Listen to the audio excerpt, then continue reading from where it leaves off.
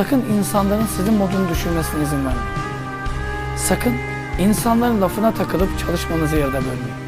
Çünkü hiçbir insan evladı gelip de sen başarırsın, bunu yaparsın, şunu yaparsın, ben yanındayım demeyecek. Bunu yaptın mı? Bunun beyazını yapsan daha iyi olur diyecek. Çünkü insanları memnun edemezsiniz.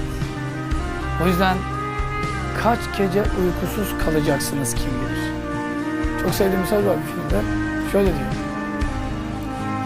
Beni yargılamadan önce benim ayakkabılarım giy. Geçtiğim yollardan geç. Takıldığım taşlara takıl. Düştüğüm kaldırıma düş. Kanayan diz kapaklarım gibi seninki de kanasın.